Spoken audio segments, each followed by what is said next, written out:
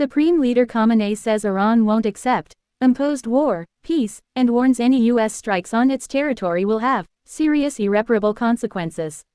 Israel says it has struck 40 sites in Iran today, including centrifuge production and weapons facilities, while Iran launched a swarm of drones at Israel. Iran conflict. Who is influencing Trump? The human toll of attacks on Iran. What war would mean for the economy? How ballistic missiles work. Which oil facilities have been hit? How Trump's base is divided. Who are Iran's new military leaders? Live updates. Live. Khamenei warns U.S. against attacks, Israel claims 40 sites hit. Pause. Mute. Loaded. 100.00%. Seek to live, currently playing live.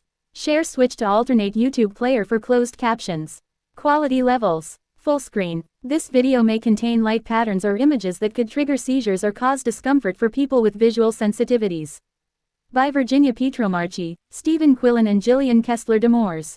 Published on the 18th of June 2518 June 2025.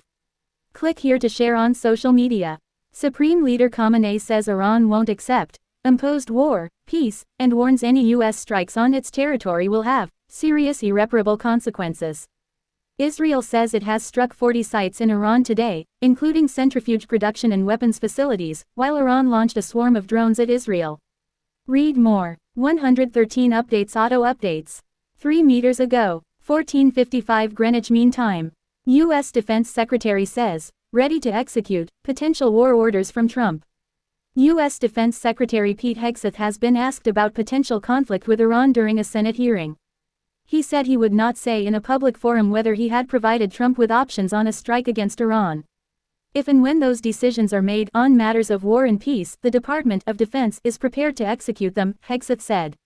There is a lot of growing support for Trump getting approval from Congress before joining the war. We know there are 2 resolutions, one in the House and another in the Senate.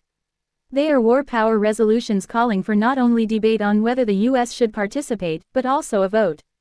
The U.S. president needs Congress's approval to go to war.